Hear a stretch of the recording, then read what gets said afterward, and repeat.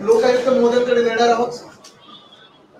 कायद्याची गोष्ट केली आणि अनिल कदम साहेब आलेले आहेत, तर लोकायुक्त महोदयांकडे नेणार आहोत. तसंच 263 कोटीचा स्ट्रीट फर्निचरचा घोटाळा तो देखील आम्ही उचलून धरलं.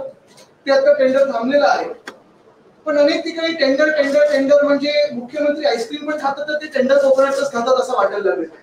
प्रत्येक ठिकाणी टेंडर शोधत असतात.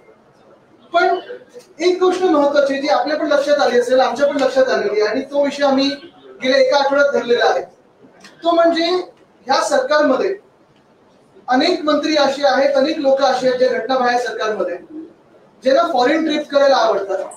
फॉरेन ट्रिप करणं हे चुकीचं नाहीये, पण हे जनतेच्या पैशावर फॉरेन ट्रिप करायला लागलेले आहेत. ह्या ट्रिप मधून, ह्या दौऱ्यांमधून, आणि ट्रिप मी मुद्दामून बोलते कारण सुट्टी समजायला लागलेले आहेत, कुठेही काम होत नाहीये. या दौऱ्यांमधून नक्की निघते तरी काय, हा प्रश्न आपण आता विचारणं गरजेचं आहे. आपल्याला माहिती असेल 5-6 दिवसापूर्वी मी घटनाबाह्य मुख्यमंत्र्यांचा एक विषय घेतला होता. त्यांचा दौरा निघाला होता जर्मनी आणि लंडन. जर्मनीला काय कारण दिलं होतं बघायचं की हायवे आम्हाला जाऊन बघायचे आहे. कुठचे हायवे बघायचे आहेत? तुमच्याकडे 7 की 8 वर्षात MSRDCचे खाते ते सगळे हायवे चुकीचे बनवलेले आहेत का? त्याच सोबत लंडनला काय करणार होते, कुठेही काही आयडिनरी आली नव्हती. आता मुद्दा हा आहे की जेव्हा मी प्रश्न विचारला की नक्की तुम्ही जर्मनीला जाऊन करणार तरी काय, लंडनला जाऊन करणार तरी काय, आपल्याला आठवत असेल जेव्हा मी COP26 ला गेलो नोव्हेंबरमध्ये 2020 की 21, त्यावेळी आम्ही पूर्ण ती जी काही आयडिनरी होती ती जनतेसमोर आणली होती. प्रत्येक दिवशी जे काही ज्या मीटिंग्स होत होत्या, ज्या काही बैठका होत होत्या त्या आम्ही जनतेसमोर आणत होतो, आपल्याच माध्यमातून, ट्विटरच्या माध्यमातून. डॅव्हॉस मध्ये देखील गेलो, त्याचे आउटकम्स लोकांसमोर आहेत, पण आमची दिवसाची पूर्ण आयडिनरी, कोणाकोणाला भेटलो, किती वाजता भेटलो, काय कसं चर्चा झाली, हे सगळं देखील आपल्या समोर आहे. मी सोशल मीडियावर टाकलेलं आहे. आता मुद्दा असा येतो की जेव्हा घटनाबाह्य मुख्यमंत्री ठरवतात की लंडनचा दौरा करायचा आहे, जर्मनीचा दौरा करायचा आहे, नक्की दौऱ्यावर जाऊन करणार तरी काय की जनतेचे पैसे उडवणार, हा जेव्हा आम्ही सवाल केला 30 मिनिटात मुख्यमंत्री कार्यालयातून आपल्या सर्वांना मेसेज आला की हा दौरा पोस्टपोन केलेला आहे. आता पोस्टपोन केलं म्हणजे काय, त्या मीटिंग्स काय ठरवल्या नाही आज नाही उद्या भेटायचं असं नाही, तो दौरा रद्द झालेला आहे. हे मान्य जरी करत नसतील तरी आम्ही जनतेचे पैसे वाचवलेले आहेत आणि दौरा हा रद्द केलेला आहे. माझ्या ट्विटने असेल किंवा जनतेच्या प्रेशरने असेल, आपल्या माध्यमातून असेल, पण हे डर अच्छा आहे. थोडं मागे थोडं शांत राहिलं तर बरं. तसंच ह्याच पर्वाकडे आपण पाहिलं असेल अध्यक्ष महोदय जे आता ट्रायब्युनलच्या भूमिकेत आहेत त्यांचा एक दौरा निघत होता. त्यांचा दौरा देखील घानाला कॉमनवेल्थ पार्लमेंटरी कॉन्फरन्स ह्या ठिकाणी जाणार होते. आणि नक्की प्रश्न हाच आम्ही सर्वांनी विचारला. मग मी असतील, संजय राऊत साहेब असतील, अनिल परब साहेब असतील, सुभाष देसाई साहेब असतील, आम्ही सगळ्यांनीच विचारला की हा जोक नाहीये का, हा विनोद नाहीये का की तुम्ही सांगता की आम्ही पार्लमेंटरी कॉन्फरन्सला जाऊन बोलणार आहोत आणि इथे जी पार्लमेंटरी डेमोक्रेसी आहे त्याची हत्या तुम्ही करत आहात. म्हणजे पेशंट टेबलवर आहे आणि तुम्ही चालले तिथे कॉन्फरन्स करायला. मूळ मुद्दा हाच येतो की स्वतःच्या राज्यात तुम्ही लोकशाही मारत आहात, तुम्ही डिले करत आहात. Justice delayed is justice denied जे आपण बोलत असतो. आता अध्यक्ष नुसते अध्यक्ष नाही, ट्रायब्युनलची भूमिकेत आहेत आणि तुम्ही अशा महत्वाच्या भूमिकेत असताना सुप्रीम कोर्टाने, सर्वोच्च न्यायालयाने हा निकाल मे मध्ये दिल्यानंतर 1 महिना, 2 महिने, 3 महिने, 4 महिने तुम्ही लांबणीवर ठेवता आणि अजूनही सांगता की अजून विषय पुढे जाईल. नक्की न्याय मिळणार आहे की नाही आपल्या देशात आणि आपल्या देशात लोकशाही आहे की नाही याचं उत्तर जगाला मिळायला लागलेलं आहे. पण देशाची बदनामी घानाला होऊ नये की एका राज्यातून असे येतात, एका देशातून असे येतात की जिथे महाराष्ट्रात त्यांनी लोकशाही मारली आणि इथे येऊन हे पार्लमेंटरी डेमोक्रेसीवर बोलतायत. ह्याच्यासाठी मी त्यांना काल पण विनंती केली होती की तुम्ही जाऊ नका, देशाची बदनामी करू नका. ह्याचा परिणाम हा झालेला आहे की बरोबर 2 दौरे ज्याला काही अजेंडा नव्हता असे हे 2 दौरे हे रद्द करण्यात आले. आता माझा इम्पॅक्ट बोला किंवा तुमचा इम्पॅक्ट असेल, काही असेल, पण जनतेचा दबाव ह्या घटनाबाह्य सरकारवर बसला आणि त्यांना हे 2 दौरे रद्द करायला. आता तिसरा दौरा हा खूप हास्यास्पद आहे. 3 तारखेपासून हा सुरू होत आहे. उद्योग मंत्री, सन्माननीय उद्योग मंत्री यांचा दौरा आहे. मला त्या दौऱ्याचा थोडा ब्युरो मिळाला, त्याचा मी तुम्हाला वाचून दाखवतो. मग तुम्ही ठरवा काय हा दौरा आणि कसा असेल. 3 तारखेला नाईट फ्लाईटनी जाणार आहेत युकेला. सकाळी तिथे आगमन होणार आणि राऊंड टेबल कॉन्फरन्स आहे ताजमहाल हॉटेलमध्ये तिकडच्या. त्या राऊंड टेबल कॉन्फरन्सची काही माहिती दिलेली नाहीये. कोण भेटणार आहे, कुठच्या कंपनी भेटणार आहेत, काय भेटणार आहेत, कुठेही काही माहिती नाही. आता मूळ मुद्दा येतो की तुम्ही राऊंड टेबल कॉन्फरन्सला जर चांगला असाल तर कुठच्या कंपन्या येणार आहेत, त्याच्यातून काय नक्की तुम्हाला अपेक्षित आहे हे जनतेसमोर येणं गरजेचं आहे. 2 की 3 दिवसांना हा दौरा आलेला आहे. मग कोणाला भेटणार हे माहिती नसेल तर परत ही सुट्टीच समजायची का आम्ही? पुढचं त्याच्यात जे दुपारी सामंजस्य करार आहे ते व्हिक्टोरिया अल्बर्ट म्युझियम मध्ये, ते देखील महत्वाचा विषय आहे, कारण वाघनख ही परत येणार असं आम्हाला सांगितलं गेलं होतं. ह्याच्यावर मला थोडं स्पष्टीकरण पाहिजे ह्या राज्य सरकारकडून, कारण छत्रपती म्हणजे आमचे दैवत आहेत, भावनांची खेळ कुठेही नको. आणि म्हणून मी 2-3 स्पष्ट प्रश्न विचारत आहे ह्याच्यात.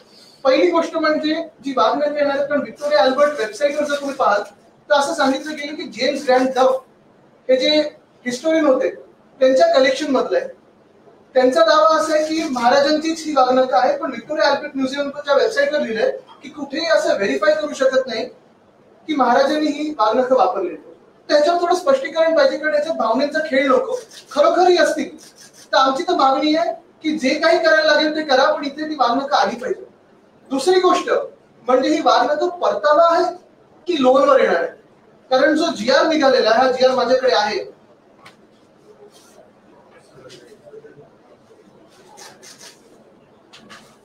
हा जो GR आहे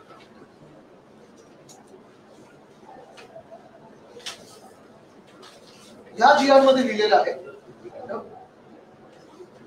खूप बोलण्यासारखे आहे, खूप दौऱ्यांचा ब्युरो घेऊन आलेला आहे. या GR मध्ये लिहिलेलं आहे सादर वाघनख जन्मांच्या दर्शनाकरिता राज्यास 3 वर्षाकरिता मुसलमान तत्वावर देण्यास व्हिक्टोरिया अल्बर्ट म्युझियमनी मान्य केलेलं आहे. म्हणजे लोनवर आहे की परतावा आहे? जर परतावा असेल तर महाराजांचं मंदिर व्हावं आणि त्याच्यात ही वाघनख ठेवली जावी. पण पहिली गोष्ट म्हणजे ही वाघनख शिवकालीन आहे की छत्रपती शिवाजी महाराजांनी वापरली गेली याचं स्पष्टीकरण यावं. आणि दुसरं म्हणजे हे लोन आहे की परतावा आहे? कारण जर परतावा असेल तर चांगले आनंद आहे, सगळ्या मंत्रिमंडळाने जाऊन त्यांचं स्वागत केलं पाहिजे, आम्ही पण सगळे वाजत गाजत स्वागत करू. पण हे सरकार जनतेशी खोटं बोलणं हे योग्य नाही आणि म्हणून ह्याचं स्पष्टीकरण मंत्री महोदयांनी दिलं पाहिजे. बरं, तिसरी गोष्ट मग ह्या दौऱ्यातच दुसऱ्या दिवशी 4 तारखेला उद्योग मंत्री महोदय आर्टिफिशियल इंटेलिजन्सच्या कॉन्फरन्स मध्ये जाणार आहेत. आता काय नक्की याच्यात भूमिका असणार आहे, काय नक्की चर्चा होणार आहे आम्हाला माहिती नाही. खूप उच्च कॉन्फरन्स आहे. त्याच्यानंतर 5 तारखेला देसाई सर आपण पण अनेकदा दौरे केलेले आहेत, डॅवोसला गेलेले आहात. आपण उद्योग मंत्री असताना मला सांगा, एकदा तरी आपण झ्युरिक पासून डॅवोसला 6 महिने आधी ती कॉन्फरन्स व्हायच्या आधी पाहणी दौऱ्यावर गेलात का? कारण इथे जागतिक आर्थिक परिषद 2024 ची तयारी आणि पाहणीसाठी. आता पाहणी म्हणजे नक्की काय करणार आहेत उद्योग मंत्री तिथे जाऊन? स्वतः वर्ल्ड इकॉनॉमिक फोरम साधारणपणे जानेवारीत त्यांची कॉन्फरन्स असते, डिसेंबर पर्यंत जिनिव्हामध्ये बसतात. तर नक्की जाऊन भेटणार आहेत कोणाला डॅवोस मध्ये? आणि काही तिकडचे पण पालकमंत्री आहेत का की ट्रॅफिकची कोण कशी ठेवायला पाहिजे, ट्रॅफिकची वाहतूकची सोयीव्यवस्था कशी करायला पाहिजे? पाहणी म्हणजे नक्की डॅवोसला जाऊन करणार तरी काय आहे हे सांगावं आम्हाला. कधी कुठच्या राज्यातून आपल्या देशातून पाहणीसाठी किंवा देशातून जगातून कुठच्याही देशातून कुठच्याही राज्यातून पाहणीसाठी मंत्री महोदय 3 की 4 महिने आधी डॅवोसला गेलेले नाही. डॅवोस आमच्या कलानगर एवढी गल्ली आहे. त्या डॅवोस मध्ये जे दुकान असतात ती त्यावेळी पवेलियन होतं आणि आपण पण पाहिलं असेल तिथे ह्या चर्चा सगळ्या होतात.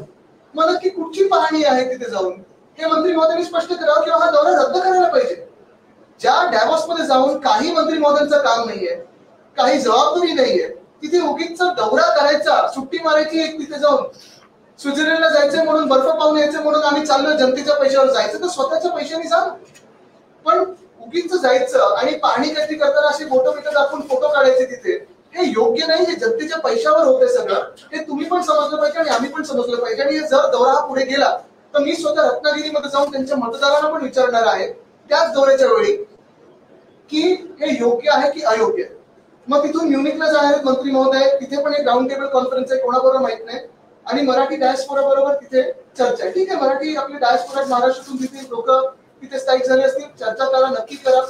पण मूळ मुद्दा हा आहे की हा दौरा निघालाय कशासाठी हे तर कळलं पाहिजे. लंडन 2 दिवसासाठी आम्ही चला बघून येतो, स्वित्झर्लंड बघून येतो, म्युनिक बघून येतो, पण हे जनतेच्या पैशात कशासाठी होतं?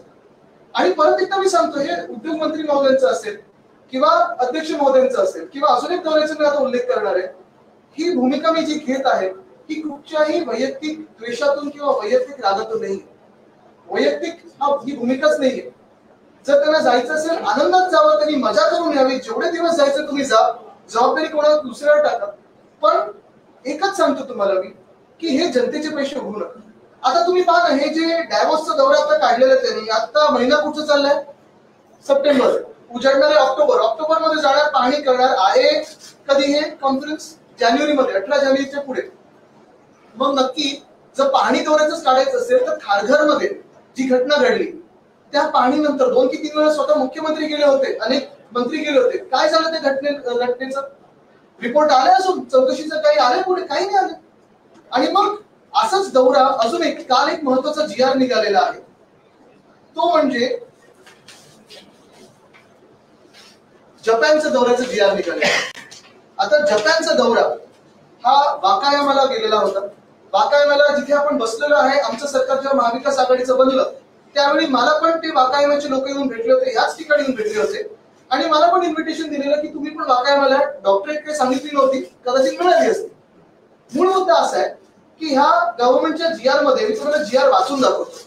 प्रिॲम्बल असं आहे, council general council of Japan in Mumbai has invited Honorable Deputy Chief Minister to visit Tokyo for 5 days on behalf of Government of Japan. जेव्हा आपण बोलतो की जपानी सरकारने त्यांना इन्व्हिटेशन दिलेलं आहे आणि on behalf of government of Japan, याचा आपण साधारण काय अर्थ लावतो की ते पूर्ण खर्च उचलणार, बरोबर आहे. पण पुढे जाऊन हे पोस्ट फॅक्टो, हे जे काही GR निघालेला आहे हा पोस्ट फॅक्टो त्यांना अप्रुव्हल मिळालेला आहे. या GR मध्ये पॉइंट नंबर 6 असा आहे की the entire expenditure on travel and accommodation etcetera for members of delegation to be borne by Maharashtra Industrial Development Corporation. म्हणजे जी डॉक्टरेट मिळाली होती, जो दौरा झाला होता, त्याच्या दौऱ्यात अजून काय झालं आम्हाला माहिती नाही, कारण अनेक असे दौरे झाले. अध्यक्ष महोदय रशियाला 5 दिवस जाऊन आले, त्याच्या आधी लंडनला 5-6 दिवस जाऊन आले. असेच जनतेच्या पैशावर हे उपमुख्यमंत्री जाऊन आलेले आहेत. पण आता हा पोस्ट फॅक्टो जेव्हा सँक्शन मिळतं तेव्हा 6वा मुद्दा त्याच्यात असा आहे की ह्या जपानी दौऱ्याचा सर्व खर्च हा MIDC घेणार. MIDC जर घेणार असेल, उचलणार असेल, तर मग MIDCच्या खात्याचे जे मंत्री आहेत, उद्योग मंत्री, ते ह्या दौऱ्यावर का नव्हते? काय सामंजस्य करार झाले होते या दौऱ्यावर? हा दौरा MIDCचा होता की उपमुख्यमंत्री महोदयांचा होता? हे स्पष्ट व्हायला पाहिजे. पण त्याच्यात 7वा मुद्दा असा आहे की the detail report of the tour and outcome of the said tour with suggestions if any should be submitted to the government within 1 month of returning. आले कधी हे? 25 ऑगस्टला. आज तारीख काय? 1 महिना होऊन गेला. रिपोर्ट कोणी वाचला इथे? जपानला जाऊन काय झालं? डिटेल रिपोर्ट आले का कोणाकडे? कोणाकडे नाही आले. मग असे पोस्ट फॅक्टो सँक्शन तुम्ही देऊच कसे शकता? आणि मग मुद्दा हा राहतो की असे जे दौरे चाललेले आहेत, आता मध्यंतरीच्या काळात आपण पाहिलं असेल, उपसभापती महोदया गेला युरोपच्या टूरवर. 49 लोक घेऊन गेलेत सोबत.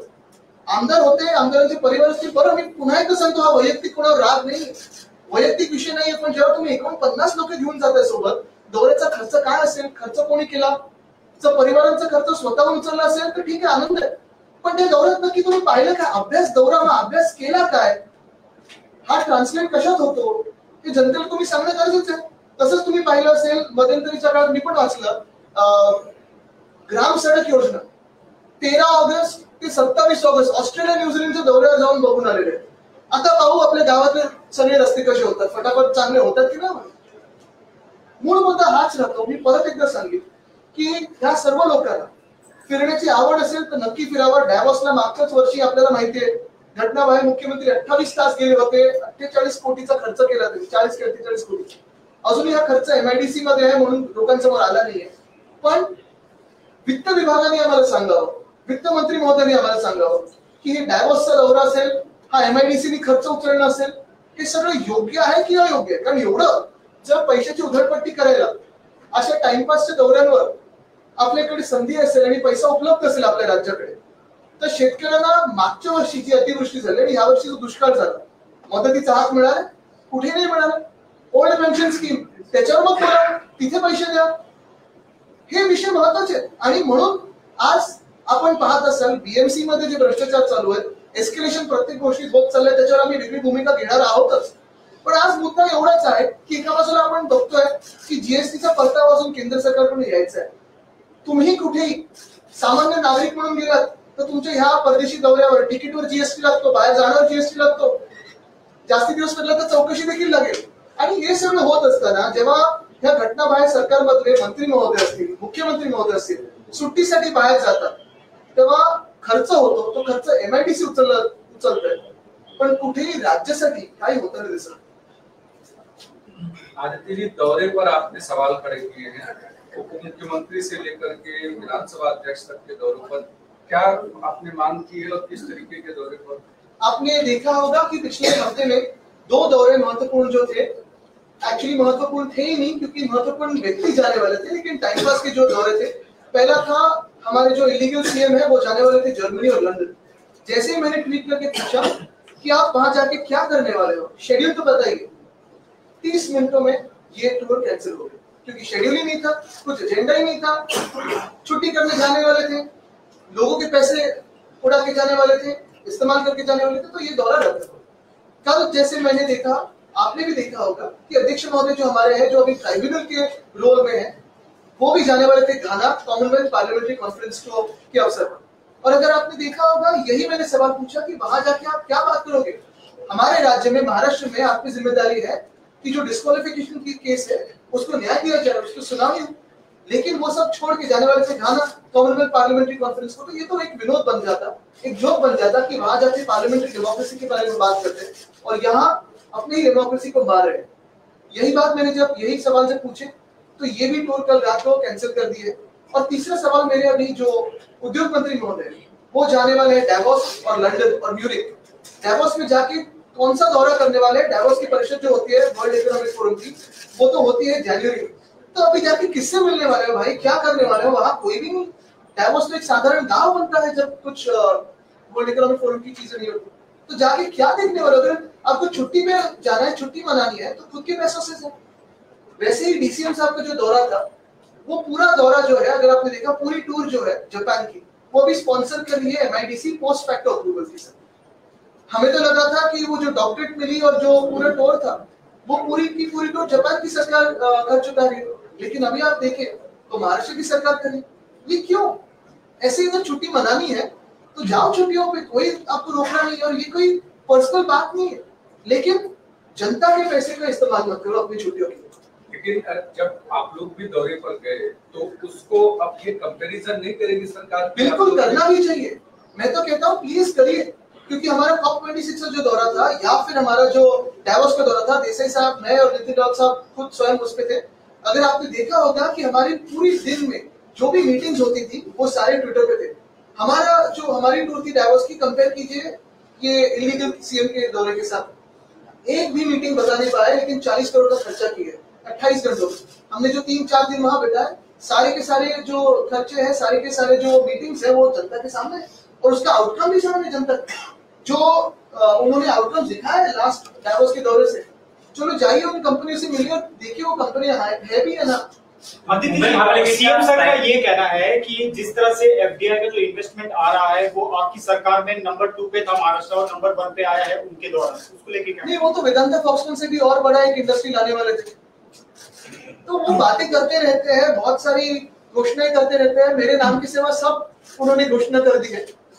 जब टाइगर के कप को मेरा नाम देना था वो डर गए. ठीक है, डर अच्छा है. सुनावणीचं वेळापत्रक आलेलं आहे, सुनावणीचं वेळापत्रक आलंय, तुम्ही प्रतिज्ञापत्र सुद्धा सर्वोच्च न्यायालयात दाखल केलेलं आहे. काय वाटतं, कशा प्रकारे बाजू मांडली जाईल आणि यामध्येच हा दौरा रद्द होतो? तुम्ही वारंवार ट्विट करत होता, हे प्रश्न विचारत होता. नक्कीच 2 ट्विट्स आणि 2 दौरे रद्द. आता तिसरा दौरा मी रत्नागिरीमध्ये जाऊन विचारणार आहे, जर हा दौरा रद्द झाला नाही तर डावोस मध्ये नक्की जाऊन पाहणी दौरा काय करणार आणि मग खारघरचं काय झालं. जर पाहणीच करायची होती तर शेतकऱ्यांच्या बांधावर आता जे नुकसान झालं ते करायला पाहिजे होतं. त्यांनी हे पण कारण दिलं की मुख्यमंत्र्यांना अवकाळी पावसामुळे दौरा रद्द करायला लागला. अवकाळी पावसामुळे दौरा रद्द केलेला नाही, त्यांना शेतकऱ्यांची पडलेली नाहीये. त्यांना बॉलिवूडच्या लोकांबरोबर नाचायचं होतं, फोटोज काढायचे होते, त्यांच्या नातेवाईकांना फोटोज काढायचे होते आणि म्हणून फोन करून करून ऍक्टर्सना बोलवलं, या या या या या असं कधी महाराष्ट्रात झालं नव्हतं. नागपूरमध्ये का नाही गेलेत मुख्यमंत्री? असं की असं पण होऊ शकतं की 2 उपमुख्यमंत्री काहीतरी करतील म्हणून त्यांचा दौरा रद्द होऊ शकतो, असं येऊ शकतं. मी सांगत नाही, पूर्णपणे माझं श्रेय आहे. पण एक महत्वाचं आहे की आपण पाहत असाल गेले 1.5 वर्ष आम्ही वेगळ्या वेगळ्या लेवलला भांडत आलेलो आहोत, न्यायालयात पण भांडत आहोत. न्यायालयाने ऑर्डर दिली की रिझनेबल टाइम मध्ये हा निकाल लावावा अध्यक्ष महोदयांनी. ते ट्रायब्युनलच्या त्या भूमिकेत आहेत. आमचं स्पष्ट मत आहे की लवकरात लवकर आणि निपक्षपाती हा निकाल लागावा. कारण एका बाजूला आपण पाहतोय की महाराष्ट्रामध्ये 1.5 वर्ष एक घटनाबाह्य सरकार बसलेलं आहे. भ्रष्टाचारामध्ये मजा करत आहे, क्राईम रेट्स वाढत आहेत, महिलांवर अत्याचार वाढत आहेत, शेतकरी आत्महत्या वाढत आहेत. आणि हे सगळं होत असताना एक सरकार असं बसलंय की जे फॉरेन ट्रिप मध्ये मस्त मग्न आहे. एस्केलेशन संदर्भात प्राइस एस्केलेशन संदर्भात सांगितलं, जे मला असुदी किंवा उन्नत इंधन देशाचा जो उन्नत मार्ग आहे त्याची प्राइस जी आहे त्या दुप्पट किमतीने वाढल्या गेलेल्या आहेत. त्याची यादी माझ्याकडे आलेली आहे. त्याच्यावर प्रेस कॉन्फरन्स घेऊ, पण कायदेशीर कारवाई करणार. पण मी तुम्हाला अजून एक सांगतो की हे सगळे जे दौरे असतील किंवा हे भ्रष्टाचार असतील किंवा एस्केलेशन असेल, यांचं सरकार लवकरच जाणार आहे, आमचं सरकार बसणार आहे. आणि हे सरकार आमचं बसल्यानंतर पुन्हा एकदा सखोल चौकशी करून जे कोणी दोषी असतील त्यांना जेलमध्ये टाकले. आणि त्याची मुख्यमंत्र्यांच्या विधानसभाच्या बाजूलाच बुलढाणा आणि या बुलढाण्यामध्ये एका मराठी स्त्रीला जे ते घर दिलं जात नाही कारण ती मराठी आहे असं बघतात. मला तर त्याच्यावर भूमिका पर्व मांडलेली आहे. आणि ह्या सगळ्या घटना हेच सरकार आलं तर का व्हायला लागलो? धाक नाही या सरकारचा. तुम्ही बघा, आता देसाई साहेब त्यावेळी मराठी भाषेचे मंत्री होते, पाट्या मराठी करा आदेश होता. आता सुप्रीम कोर्ट मध्ये जिंकलो आम्ही. शाळेत मराठी आम्ही कंपल्सरी केलेलं 10वी पर्यंत. ह्या सरकारने मागे घेतलं ते.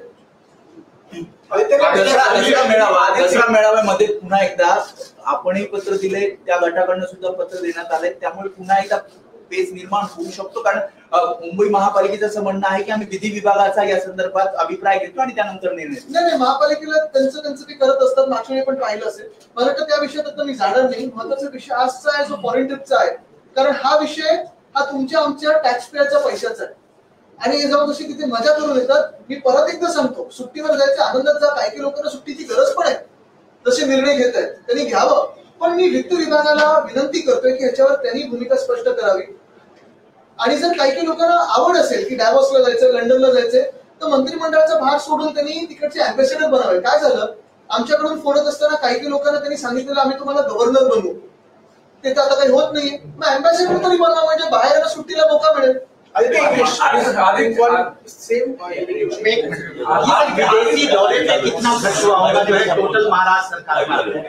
देखिए, पहले तो ऐसा था कि कहा गया था कि डॉलर 1 को 1 आएगा रुपए को. ऐसे 2014 में कहा था, वो तो हुआ नहीं. अभी आप ही कन्वर्ट कीजिए, क्या दौरे के खर्चे और क्या कन्वर्जन में आता है. लेकिन बाहर ये हम जनता उठा रही है. मेरा जब सिर्फ इसी बात किया जा रहा है कि अगर विदेशी दौरा हो रहा है तो ये छुट्टियों के लिए जा रहे हैं, कोई आउटकम नहीं है. और छुट्टियों की अगर कई लोगों को जरूरत होगी तो बिल्कुल जाए, लेकिन हमारे पैसे इस्तेमाल मराठी भाषिकों को लेकर के जो एक बार फिर मुद्दा गर्मा है, शिवसेना किस तरीके से मला वाटतं आम्ही काल भूमिका स्पष्ट केली आहे.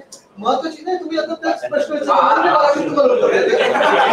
मुख्यमंत्री काय करणार हा प्रश्न आहे. मागच्या मुख्यमंत्र्यांचा आहे. असं तुम्हाला सांगतो, जसं काल ही घटना घडलेली आहे, महिलांवर अत्याचार वाढत चालले, शेतकरी आत्महत्या वाढत चालले. आपण पाहताय की अजून एक म्हणजे क्राईम रेट वाढत चालले, दंगली वाढत चालले. पण मुख्यमंत्री काहीच करत नाही. मुख्यमंत्री लंडन आणि जर्मनीला जायचं. आपका मुद्दा आपने उपस्थित किया है कि जो क्रेडिबिलिटी है उस पर एक क्वेरी है कि क्या वो सच में छत्रपति के वादन है या नहीं, ये गवर्नमेंट की लाइफ. छत्रपति शिवाजी महाराज हमारे लिए दैवत है, भगवान है. और अगर उनके नाम पे कोई भी यहाँ कुछ करने जाता है, मेरा यही स्पष्ट मेरी भूमिका रहेगी कि जो बात हो सच बात हो, स्पष्ट बात हो. अगर ये जो वागनाक है सही में उनके होंगे, क्योंकि अगर आप देखें तो विक्टोरिया अल्बर्ट म्यूजियम पे जो वेबसाइट है उसपे कहा गया है, स्पष्ट रूप से कहा गया कि जेम्स ग्रैंड डफ के कलेक्शंस है. उनका क्लेम है कि छत्रपति के है, लेकिन ये वेरीफाई हो नहीं सकता. मेरा मानना यह है कि चलो है भी तो वो यहाँ लाए जाए, लेकिन ये रिटर्न के बेसिस पे लाए जाए और यहाँ उनका मंदिर हो. यही मेरी भूमिका रहेगी. ऐसे ना हो कि सरकार कह रही है कि हम वापस ला रहे हैं लेकिन ये लोन पे. तो यही बात स्पष्ट है. शिरडी का साईं बाबा संस्थान जो है वो पूरे देश में अलग अलग जगहों पे मंदिर खोलना चाह रहा है, जैसे फ्रेंचाइजी की तरफ से. और गली और नुक्कड़ में भी अगर कोई चाहता है तो उसे 50 लाख रुपए होते हैं. उसको लेकर स्थानीय लोगों का विरोध भी है. क्या जरूरत है, क्या शिरडी साईं बाबा संस्थान को क्या पूरे देश में अलग अलग जगहों खोलना, या फिर जो गाँव है जो है उसी को मदद. देखिए, साईं बाबा की जो जगह है वो तो हर एक के दिल में है. इस विषय पे मैं ज्यादा नहीं बोलूंगा, क्योंकि थोड़ा एक उस पर मुझे पढ़ना भी जरूरी होगा. दूसरी बात यही है कि आज का जो विषय है वो सबसे महत्वपूर्ण है। उस पर मुझे बात पे जरा जोर ज्यादा देना है, क्योंकि ये बात जो है वो अभी 1, 2, 3 तारीख की है। मराठा आरक्षणाच्या एकंदरीत संदर्भात सरकार अद्यापही वेट अँड वॉचच्या भूमिकेतच वेट अँड वॉच बरोबर आहे, पण जनरल डायर कोण आहे, आदेश कोणी दिले लाठीचार्जचे अजून कळतच नाहीये, चाललेत सुट्टीवर। पण तुम्हाला काय वाटतं रंगे पाटलांनी जे अल्टिमेटम दिले, प्रत्येक प्रश्न जरी विचारला तरी मी ह्या सुट्टीवर येणार आहे, कारण हा प्रश्न महाराष्ट्राच्या आर्थिक स्थितीबद्दल आहे। Aditya, let's talk in English. You are raising the questions on the visit. We can talk in French also.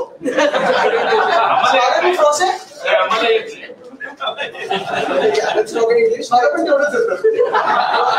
Question on the visits of CM. नाही, पण ते मंत्री महोदयांना शिकायला लागेल ना, एवढे दौरे करतात आता बाहेर। You are talking about the visits of CM and Speaker has been currently also talking about industry in the visit. What do you have to say? I have brought to light the issue of the chief minister, illegal chief minister of Maharashtra of this regime, of this dictatorial regime, wanting to fly out to London and Germany for a holiday. The minute I asked him about his schedule, within 30 minutes the trip was apparently postponed. It stands cancelled. Likewise, I raised an issue about the Speaker of Maharashtra, who is a tribunal now for our case. He has to adjudicate on our case. I asked him that he is going to Ghana for the 66th Commonwealth Parliamentary Conference. Within a few hours of me asking him a pertinent question about what will he speak then, when he himself is trying to kill democracy in Maharashtra by delaying the case, the trip stands cancelled. Now the third question is about the industries minister, who has planned a nice, lovely holiday in London, Davos, and Munich. In London, he is going to attend some roundtable conference. We don't know what it is about. Is it about sports? Is it about football, cricket, or industries? We don't know. There is no clarification on it. Then he will be attending an artificial intelligence conference. We don't know what it is about or what he will be doing there. Then he's going to Davos. The most beautiful part about this irony is that the World Economic Forum meets in Davos in January. And he said Pani Daura. He's going to inspect Davos. In what capacity is he going to inspect Davos? Is he going to adjust the traffic cones there? Or is he being sent there to insult him? Is the Chief Minister sending him to insult him? We don't know what it is, but there should be a clarification, because otherwise this is a waste of taxpayer money. And then he's going to Munich for another roundtable conference. Again, there's absolutely no clarity on who he's going to meet. But this 4-5 day conference that he's indulging in, is it a holiday at our expense as taxpayers? Or is there some specific outcome? Because the last time he and the Chief Minister had gone to Davos, the trip lasted for 28 hours of the Chief Minister, and an expense of 40 crores, almost 40 crores was incurred by the MIDC. Likewise, the Deputy Chief Minister visited Japan. In that tour, if you realize, we thought it was an invitation from the government of Japan, all expenses to be taken care of by Japan. Now we realize there's a post facto sanction to the trip from MIDC, and they are claiming that all the expenses will be borne by the MIDC. We don't know for what, because there was no MIDC minister, there was no industries minister. But more importantly, there is a clause 7 in the GR, that states that within 1 month of return, the delegation has to file a report, a detailed report on what were the outcomes and what happened at that thing. It's been more than a month, we have never seen the report. So the point is, if you want to go for a holiday, this is not a personal issue. If you want to go for a holiday, you deserve a holiday. Some people need to be sent on a holiday. But please go on it with your personal expenses, not at the expense of the taxpayer. But there is one more topic also which you are also raising about the toll. You are saying that the toll should be removed from the state, but right now from the 1st of October, the prices of tolls are going to increase by 30 and 50 and more rupees. So what do you have to say? I have raised the issue of dual taxation of tolls on Mumbaikars, because you have MSRTC charging and also BMC charging. I have taken a detailed press conference on it, and as I've said, this issue of wrong taxation, dual taxation, we will raise it when our government is in power soon, because this government is a friend of builders and contractors. They don't want to do it. Sir, toll नाके को लेकर अभी आपने जो कहा उसी पे सवाल है। 1 तारीख से 12 से 19% जो है टोल टैक्सेस बढ़ाने वाली है केंद्र सरकार। इसके ऊपर आप क्या कहेंगे, क्योंकि आपने पहले भी इसके लेकर विरोध जताया था। मैं केंद्र सरकार से ये भी पूछना चाहता हूँ कि ये जो महाराष्ट्र सरकार है, वो जो छुट्टियां मना रही है, वो भी उनको सही लगती है क्या? Thank you sir.